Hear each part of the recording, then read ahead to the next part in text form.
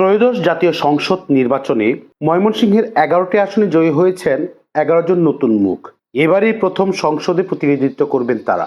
ভোটের আগে দেওয়া প্রতিশ্রুতি বাস্তবায়নে এখন তাদের বড় চ্যালেঞ্জ। মাদক ও দুর্নীতিমুক্ত জেলা গঠন এবং উন্নয়নের প্রত্যাশায় রয়েছেন সাধারণ মানুষ।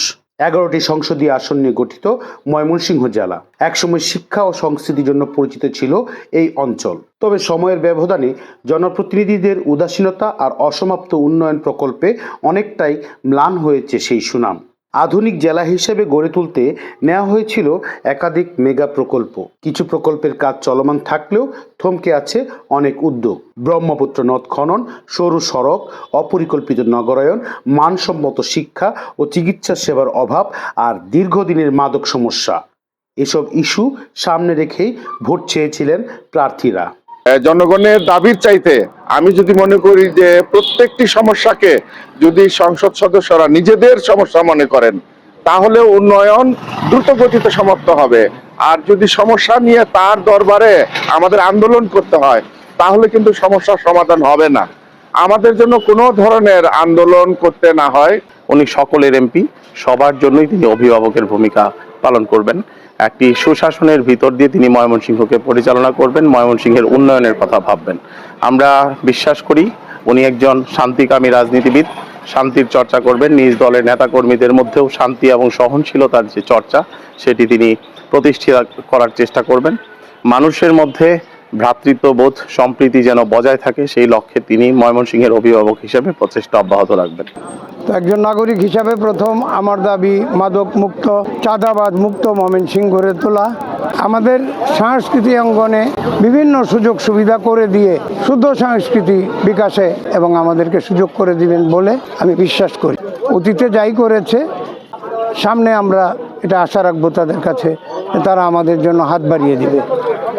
আমাদের ব্রহ্মপুত্র নদের নব্যতা ফিরে আনার জন্য একটা খনন কাজ এবং আমাদের দিক দিয়ে হাজার হাজার কাছাকাছি লোক পার হয়, প্রতিদিন যাতায়াত করে নৌকা দিয়ে। এখানে একটা ব্রিজ আশা করি। আর শহরের যানজট একটা মানে অসহনীয় যানজট। চরপাড়া কোনো রুগী না যদি যাইতে হয় তাহলে রাস্তায় মারা যাওয়ার সম্ভাবনা, ঘন্টা খানিক সময় লাগে চরপাড়া পৌঁছতে আমাদের। রাস্তার এই যানজটগুলা এবং আমাদের শহরের নেশা দ্রব্যগুলোর উপরে নজর দেয়, এইগুলোই আমরা তার কাছে আশা করি আর কি। এটা হচ্ছে নারীদের স্বাধীনতাটা আমি প্রথম চাইবো। আমরা নারীরা যারা উদ্যোগী নারী, যারা আমরা উদ্যোক্তা, তারা যেন আমাদের কাজটাকে স্বাধীনভাবে করতে পারি, চলতে পারি, কোনো ধরনের প্রতিবন্ধকতা না আসে, এটা আমি চাই। ভোটারদের প্রত্যাশা দুর্নীতি ও মাদক মুক্ত সমাজের পাশাপাশি টেকসই উন্নয়ন। নির্বাচিত জনপ্রতিনিধিরা বলছেন দেওয়া প্রতিশ্রুতি বাস্তবায়নে দ্রুত উদ্যোগ নেবেন তারা। কাজ করে প্রমাণ করতে চাই যে আমরা কাজ করে অবহেলিত এলাকার উন্নয়ন করতে চাই, গণমানুষের নিরাপত্তা চাই, মাদক মুক্ত সমাজ চাই এবং ভাঙ্গুর রাষ্ট্র বিনির্মাণে জনাব তারেক রহমানকে সহযোগিতা করতে চাই। আমি নান্দাইলে বিদ্যুৎ সংকটের জন্য একটি বিদ্যুৎ স্টেশন করার জন্য আমি চেষ্টা করব।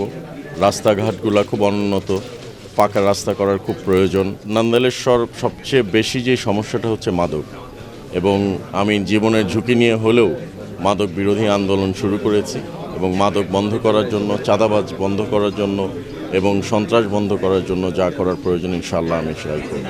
আমরা সেখানে একটি পরিকল্পিত শিল্পনগরী, পাশাপাশি টেকনিক্যাল স্কুল, কলেজ প্রতিষ্ঠা করে বেকারত্ব দূর করার একটি বিষয়ে আমরা প্রাধান্য দেব এবং সেখানে স্বাস্থ্য খাতকে উন্নত করা আমাদের প্রধান দায়িত্ব হয়ে দাঁড়িয়েছে। স্বাস্থ্য খাতের জন্য আমাদের হাসপাতাল এবং অধিক সংখ্যক ডাক্তারের ব্যবস্থা করতে হবে। ইতিমধ্যে আমরা আমাদের যোগাযোগ ব্যবস্থার উন্নতির জন্য কথা দিয়েছি, পাশাপাশি শিক্ষাক্ষেত্রে উন্নতির কথা বলেছি। এই কাজগুলি সম্পন্ন করতে পারলে বালুকা হবে ঢাকা শহরের সন্নিকটে একটি আধুনিক উপশহর, যে উপশহরের সকল সুবিধা মানুষ ভোগ করতে পারবে। আমার সবচেয়ে বড় টার্গেট হলো যেটা, শান্তি প্রতিষ্ঠায় আইনের শাসন প্রতিষ্ঠা করব, দুর্নীতি দূর করব, সন্ত্রাস চাঁদাবাজ দূর করব। আরও কিছু সমস্যা আছে, যে সমস্যাগুলো ছোটো ছেলে মাদকের সমস্যাটা, এটাও দূর করব। এরপরে সমস্যা হলো আমাদের ফুলপুর তারাকান্দা অনুন্নত এলাকা, রাস্তাঘাট খুবই কম, যেগুলো মানুষের চলাচলের জন্য যোগ্য না। আমার দ্বিতীয় কাজ হবে ইনশাল্লাহ প্রত্যেকটা গ্রামে গঞ্জে রাস্তাগুলো পাকা করা, মানুষের চলাচলের জন্য সহজ করে দেওয়া। ময়মনসিংহের 11টি আসন থেকে এবারের নতুন মুখ সংসদে যাচ্ছেন। পূর্ব অভিজ্ঞতা না থাকলেও জনগণের প্রত্যাশা পূরণে কতটা সফল হন তারা, এখন সেটি দেখার বিষয়। মোহাম্মদ আবুল মনসুর, আমগর বার্তা, ময়মনসিংহ।